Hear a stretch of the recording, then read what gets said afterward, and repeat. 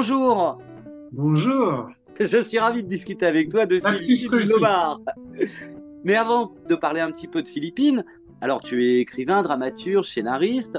Depuis combien de temps écris-tu et qu'est-ce qui t'a donné envie d'écrire principalement des romans policiers? Des romans policiers depuis tout le temps, parce que j'ai commencé avec ça. J'habitais à Montpellier, je faisais des nouvelles policières, une par mois, et ça payait mon loyer. Donc très tôt, j'ai eu un rapport que l'écriture allait me servir à survivre, à vivre, à payer un loyer.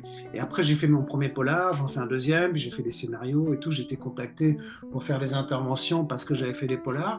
J'ai écrit des pièces de théâtre, j'ai écrit Mhm. des scénarios, j'ai réalisé des courts-métrages, mais il y a toujours eu ce mélange de policier, d'humour et de faits de société. Et la Oui. bande dessinée, c'est quelque chose, c'est un monde dans lequel j'ai atterri il n'y a pas longtemps. Alors C'est en voilà, c'était un peu la question, comment on passe du roman, de l'écriture, en roman, à la bande dessinée. Est-ce qu'il y a une différence dans le traitement? Oui, il y a une grosse différence et c'est plutôt ma connaissance, parce que je suis un fou de cinéma et de la Mhm. technique scénaristique. Je suis un fan de Billy Wilder, des L.A. Diamond, quand ils écrivaient certains même shows, La Garçonnière, tout ça. Je les ai décortiqués, tous ces films. Et c'est plutôt ma connaissance technique du scénario et de ma cinéphilie qui m'a servi pour la bande dessinée. Et en 2013, Pascal Mériot, l'éditeur, m'a dit, mais tu as écrit des pièces, tu as écrit des scénarios, bah, tu fais pas de bande dessinée? Je dis, ben non. Il m'a dit, ben, je te présente quelqu'un si tu veux. Donc il m'a présenté plein de dessinateurs. Puis il y avait un petit jeune dans un coin qui n'avait rien à foutre, qui avait des écouteurs. Et j'ai dit, bah, là-bas, le jeune con, ça serait bien que le vieux con, je crois. Et c'était Greg, et Et on c'était s'est très Greg. bien. Alors lui, tu vois, il était très jeune à l'époque, il n'avait rien à foutre de la discussion des autres. Et on a fait une première histoire, on s'est très bien entendu, et c'est parti comme ça. Donc, ce qui fait que moi, là, j'ai vu à Saint-Malo, ou même là, ce qui arrive pour Angoulême, là, l'éclairage commence à se mettre sur mon travail, mais je débarque, moi, tu vois. Les gens ne me Alors, connaissent pas. Maintenant, ils me connaissent maintenant, mais c'est 2013, le temps que ça sort, 2014. Je suis un jeune puceau, moi, dans la bande dessinée, toi. et alors, pourquoi avoir choisi d'abord d'écrire plutôt aux adolescents et puis une petite héroïne? Il n'y en a pas énormément des détectives privés femmes. Ouais, alors, il y a plusieurs versions. Je te donne la version soft d'abord. Version soft que je peux dire en intervention quand j'interviens chez les jeunes, c'est que comme j'étais fan de Philippe Marlowe et je trouvais que justement il n'y avait pas assez de femmes, je trouvais que c'était bien de féminiser tout ça. Voilà. Mhm. Même quand j'ai fait mon premier groupe de rock, à la basse et à la batterie, il y avait des femmes. Quand j'ai fait le musical, c'est moi qui me foutais à poil. C'était quand je faisais du striptease, tu vois, c'était les femmes qui jouaient derrière. J'aime bien inverser les rôles comme ça. Donc je trouvais que c'était bien que ce soit une jeune femme euh, qui soit l'ambassadeur de toute cette fiction. Ensuite, la jeunesse, très tôt, j'ai fait un premier roman jeunesse qui s'appelait Panique au cirque. Ça a marché, du coup j'en ai fait plein. Et j'aimais bien cette espèce de travail, trouver l'équilibre entre ce qu'on peut dire et ce qu'on peut pas dire. Tu vois, Mhm. aborder tous les thèmes, sachant qu'on est dans un territoire où il faut garder encore une part d'insouciance, tu vois. Bien Et à la sûr, fois, ouais. ils comprennent beaucoup plus de choses qu'on veut bien croire, tu vois. Il y a beaucoup d'éditions jeunesse qui pensent qu'ils ont une mission, il faut faire attention et tout, alors que vraiment, on peut aller assez loin. Mais voilà, c'est un territoire précis. Donc ça m'excite beaucoup, ce truc-là. Et puis, ça, c'est la version pas soft. Mhm. Il se trouve que moi, j'ai eu un enfant qui est parti à la naissance, une petite fille, tu vois, que ma femme est norvégienne, elle est rousse, et Mhm. que c'est une façon, c'est ma fille d'écriture. Ouais. Je l'aime plus que de raison, cette Philippine. Eh oui, bien Je sûr. l'aime pour les références que je t'ai citées, et puis je l'aime pour ça aussi. C'est Alors, une... elle vit dans un HLM tout en haut de la cité, en fin de compte. Elle a une vision globale sur la cité et elle a des partenaires qui sont drôlement intéressants. Donc, il y a Bah, Mo, déjà, qui est le ouais, ouais. caïd de la cité. Bah, alors, ça fait partie des choses que j'évoquais juste à l'instant sur le roman jeunesse, c'est-à-dire qu'à un moment donné, il y a des choses qu'à un âge, on ne peut pas faire. Donc tous ces personnages sont des roues de secours. D'accord. Gégé, il va la conduire, elle n'a pas son permis. Eh Mog, oui. il va être violent parce qu'elle ne peut pas être plus violent que ça. Tu Donc, vois, celui qui conduit, c'est GG, le ouais. tonton ferrailleur. Ouais. C'est le permis de conduire. Mog, c'est le coup de poing quand elle peut pas, quand elle tombe sur des gens beaucoup plus balèzes et tout. Lui, il a pas d'état d'âme, il y va, tu vois. Et chacun, la mère, elle va servir de répondre simplement à des questions très compliquées, très philosophiques sur la vie. C'est quoi la vie, l'amour, la mort, la migration, le pouvoir, enfin tout ça, tu vois. Sachant qu'elle est porteuse d'un handicap, elle est muette. Donc le langage se fait aussi par les signes. Ça, c'est aussi, ça fait partie aussi des gens avec lesquels j'ai travaillé qui m'ont profondément marqué. Alors en plus, moi, la femme à laquelle je pense, elle était en fauteuil roulant et sur les muettes. Donc elle avait tout et elle D'accord. avait un humour dévastateur. Elle était porteuse d'une philosophie de vie où moi, des fois, je me trouve bien minable, tu vois, par rapport à elle. Mais c'est pas pour faire de l'angélisme, parce que j'en ai rencontré qui étaient sacrément cons aussi, qui avaient des problèmes de handicap et tout. Mais elle m'a bluffé, quoi. Mais vraiment bluffé. Donc c'est vrai que je me sers un peu comme ça de personnages que j'ai croisés. C'est mon moteur, quoi. Ça m'alimente beaucoup. Oui, parce que les histoires de Philippines, donc il y a 6 tomes pour l'instant parus, le dernier étant paru en mai, on est dans des faits de société. Tu abordes la pollution, tu abordes le harcèlement, le handicap. Comment tu choisis ces thèmes? C'est en fonction d'une actualité récente? Comment tu travailles par rapport à ces scénarios? Il y a l'actualité récente, puis il y a les gens que je suis amené à rencontrer qui me parlent de ça, toi. Quand j'ai commencé à intervenir avec, sous les ponts, là, ou au périphérique à Paris, c'était plutôt des SDF. Donc ce qui m'avait frappé, c'est qu'il y avait beaucoup de femmes qui devenaient SDF. Et puis très vite, c'est devenu une immigrante. Donc tout d'un coup, c'était Hmm. autre chose. Tu vois. Donc de toute façon, je suis rejoint par l'actualité régulière. Là, je ne l'ai plus fait depuis un an, mais je suis sûr que si j'y retournerais, ben, il y aurait la guerre d'Ukraine qui va s'inviter, il y aura l'Iran, il y aura tout ça. Donc, à partir du moment où tu sors tes poubelles, comme on dit, tu vas te confronter à ça, bah Hmm. oui, l'actualité, elle est là, elle est tout le temps là. Donc, c'est aussi que j'ai un rapport très ambigu à la politique. Euh, Ça m'agace et à la fois, ça me passionne. Ouais, c'est fascinant. Hmm.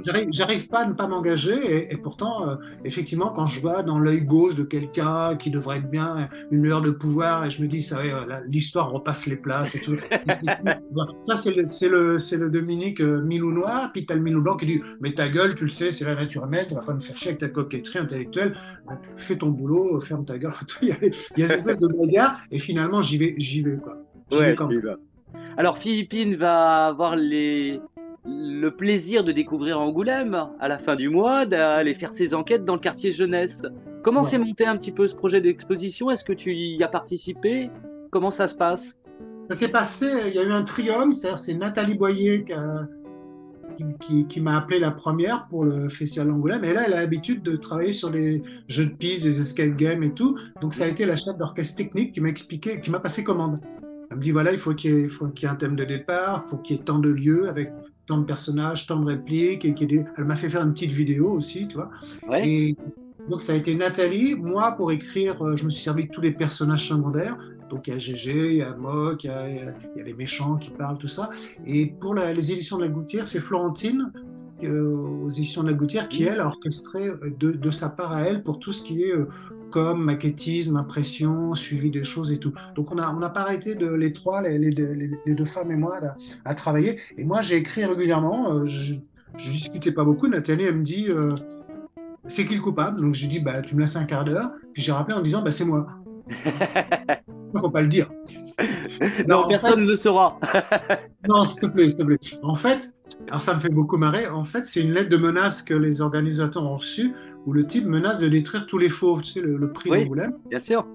qui ne mettent pas à l'honneur Octopus, un poisson rouge, etc. Et c'est moi parce que je suis aigri. J'ai jamais eu de prix, tu vois, à Angoulême, donc je suis vraiment un sale type. C'est moi, le méchant. Et ça, les gens le découvrent petit à petit. D'autant plus que je fais une vidéo dans un des lieux du parcours où je mets la suspicion sur quelqu'un d'autre. Je suis vraiment une saloperie, quoi, tu vois. Un faux cul de première. Et je me fais. En plus, je suis pas très intelligent parce que je me fais confondre parce que la lettre de menace, j'ai signé. Et il y a une lettre, c'est la même lettre que je fais quand je signe Dominique, quand je fais des dédicaces. Et donc, je vais me faire gauler à cause de ça. À cause de C'est ça. Ah bah oui. vraiment Oui, pas c'est pas fou. très malin. J'aurais pas pu aller très loin dans la réalité, j'aurais atterri à la case prison tout de suite.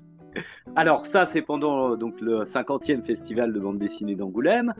Il y a d'autres tomes en prévision là, c'est ça, on en est au 6e, mais tu as déjà écrit pratiquement le 7e. Il est fait le septième. Greg est sur les dessins là. Ouais. Comment ça se passe d'ailleurs avec Greg? Tu lui décris les personnages secondaires avec leurs traits, et puis lui te fait des propositions. Comment vous échangez tous les deux? Au début, ça s'est passé comme ça. Au début, je vais donner quelque chose de très détaillé, et même sur la psychologie. Et ensuite, il m'a fait des propositions. Donc, Mhm. quand on ne sait pas, on se sert beaucoup des seconds couteaux du cinéma, des seconds rôles, tu vois. Bien Il dit, sûr. tiens, il aura tel acteur, alors il va voir parce qu'il ne le connaît pas forcément. C'est pas des personnages grand public, on va pas mettre Brad Pitt ou Omar Sy, tu vois. Mais donc on se sert beaucoup de ça quand on ne sait pas, mais souvent il me fait une proposition qui colle. Il savait que pour Philippine Lemar, c'était une petite fille rousse, tu vois. Bah, je lui ai raconté mon drame perso, donc Bien il sûr. se un peu même impressionné au départ. Il avait peur. Alors je lui dis non, c'est pile poil. Je pense la fille, si elle avait vécu, qu'elle a grandi, c'est pile poil que tu as trouvé.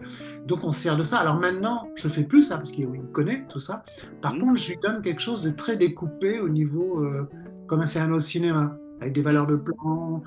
Tu vois, le tome 6, ça commence, je lui mets, on est en gros plan sur un écran de portable, on recule dans le même axe, comme s'il y avait un travelling arrière, Comme on s'il y voit avait la un main qui travelling. tient le Mhm. portable, on recule dans le même axe, on voit la personne qui tenait le portable, on recule, on voit que c'est une exposition, on recule, on est dehors, et ensuite, paf, on voit le bâtiment en pied, tu vois. Donc j'ai Mhm. fait un découpage très storyboard de cinéma.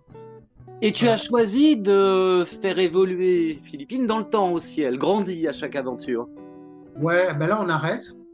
Elle va s'arrêter, elle s'arrête au sixième Ah tome. d'accord. Là, on la fera plus grandir, je pense, hein. Je pense Mhm. pas qu'on va changer d'avis parce que ça va être délicat. Là, elle rentre à la cité scolaire, première année de lycée, ouais. Je pense qu'il faut qu'elle reste comme ça maintenant. Voilà. Dans cet environnement-là, ouais. Parce D'accord. qu'après, on passerait à. Ce serait des préoccupations qui ne seraient plus de jeunesse ou de préadolescence. Ce serait vraiment. Eh oui. Mhm. C'est encore autre chose. L'adolescence ou les jeunes années, c'est encore autre chose. Donc le tome 7 est prévu pour cette année, Pour la rentrée prochaine, c'est-à-dire c'est quoi, septembre, on parle, hein. septembre, ouais. Et puis, tu as déjà des idées pour d'autres aventures? Alors, j'ai une idée assez ambitieuse qui me demandera beaucoup de faire un travail de journaliste, d'aller enquêter, d'aller interviewer plein de gens, surtout les jeunes. C'est pour le tome 8 de faire que tous les personnages secondaires soient des ambassadeurs d'un thème social. Donc je ne vais pas aborder un thème, je vais en aborder 7. D'accord, ok. Là, ça va être un boulot de préparation un peu plus long que d'habitude. Normalement, moi, quand j'écris le scénario, souvent je les écris l'été, je donne le truc à Greg en septembre, et puis on fait le storyboard ensemble, tu vois, on voit à peu près au nombre de pages, au nombre de cases, si on est OK tous les deux. Puis après, l'éditeur, une fois qu'il nous a donné son feu vert, bah, lui, il commence les planches. Mais là, ça Ouais. va être un peu plus, l'accouchement va être plus long, je pense. Ouais. Donc on se retrouve à Angoulême bah, pour venir t'arrêter, hein, c'est ça? Mais, en tout cas, pour me démasquer. Ou te démasquer. Moi, je vais nier farouchement. Moi, je veux dire, je ne sais pas ce que c'est que ces conneries, c'est une coïncidence. Je vais continuer à jouer mon rôle de crapule jusqu'au bout. Je- Comme en plus, j'aime bien jouer, écoute, je suis assez ludique, tu vois, donc même sur place, je vais dédicacer, mais si quelqu'un vient me voir, je dirais, non, non, c'est pas moi. Je Très vais jouer bien. jusqu'au bout. Ah oui, oui, oui. Ah bah Là-dessus. écoute, je viendrai te voir quand même. Parce que moi j'en sais un peu plus maintenant que les autres. Mais moi, je ne t'ai jamais parlé, je ne sais pas qui tu es. Je ne comprends pas je ne comprends pas ce que dit ce monsieur, jamais je leur ai dit ça. Alors, ça, c'est vraiment la fake news où tout d'un coup, on va dire machin est coupable. Tu vois, la mot est au fond de la pièce. Je vais rentrer là-dedans, je vais t'accuser mais c'est un parano, le mec.